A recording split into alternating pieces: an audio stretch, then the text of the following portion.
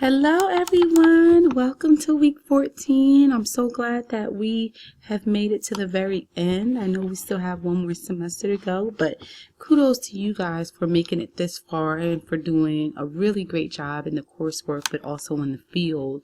I did my last rounds of check-ins today, and I'm really impressed with all the work that your field instructors acknowledge you for, and just know that it certainly makes a difference with you guys being so compassionate and determined to utilize what you've learned in class, and even in your current work placements, and tying that into the people that you become and have delivered to all the population served in your field placements. So great work, guys. So we have primarily one assignment due this week, which is your evaluation. And so I know it can be a little confusing because this is the same exact form that your field instructor is supposed to complete. So you want to make sure that you're completing it based on how you view yourself.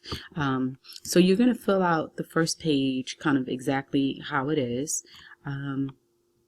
And then you're going to go into, look over the different areas of the competencies, and then this is how you're going to rate yourself. So on a rate from 1 to 4, 4 being the highest, 1 being the lowest, and then you're going to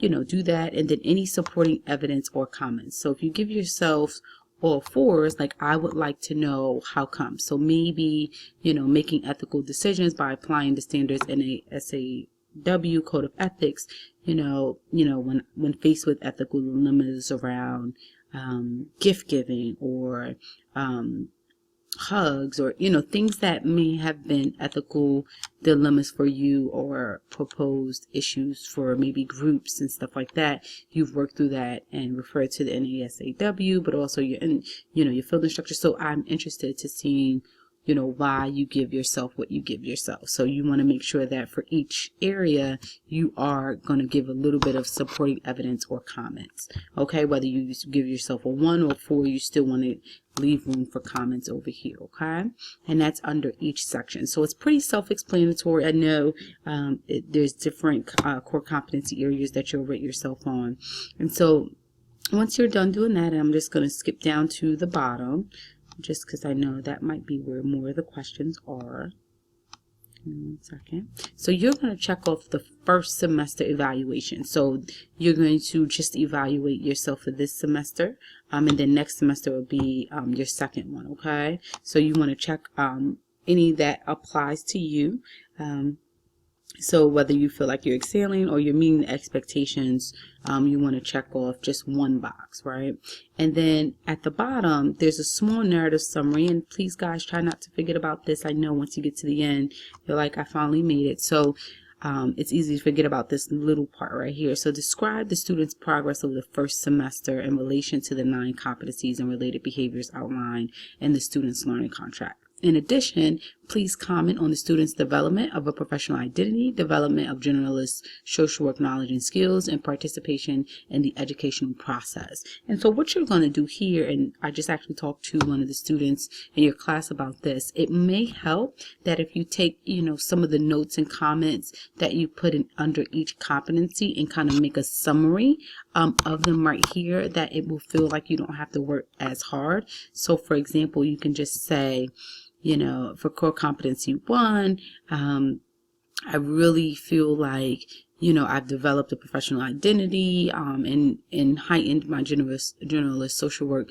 knowledge and skills because right? So give examples and pull from what you've kind of already written, or if there's anything that you feel that you didn't write up there but wanted to process down here, excuse me, as part of your narrative summary, you can certainly do that. So I'm looking for at least a paragraph or 2 that's going to explain everything that the 9 core competencies have, and how you view yourself. So this is about how you view yourself, and your field instructor does not have to do this. This is all your self-evaluation. Okay, and then when you get down to the very bottom, you want to put I agree with this evaluation, because of course you are the one creating it.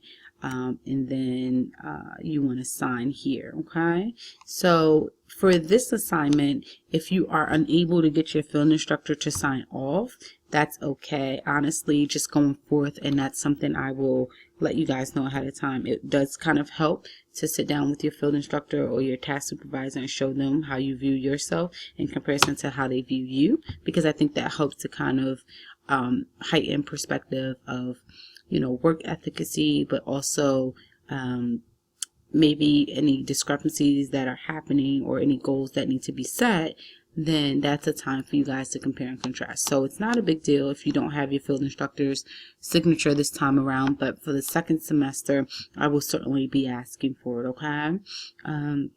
So you have that. So this is due this Sunday by 11:59, and then what you want to do is, so that's part one, right? So that's the first part of your evaluation, and then what you want to do is in a Word document, you have part two, which is right here, where you'll write a brief reflection of the process of self-evaluation. So I would honestly suggest you do part one first, and then what you're going to do is once you completed that, you're going to write about how it felt to process that, right? So it'll address ways in which you anticipate your evaluation comparing with your field instructors if you have not yet discussed the evaluation with them. So, you know, maybe you have or you haven't, but if you have discussed your evaluation, I want to hear about that. So you can say, you know, I already processed it, I already anticipated me doing well or maybe not so well, and this is what I came up with. So if you have discussed the evaluation, adjust the following questions. Were there any surprises, differences in the evaluation? Maybe you gave yourself all 4s and maybe you got all 3s. Was that a shock?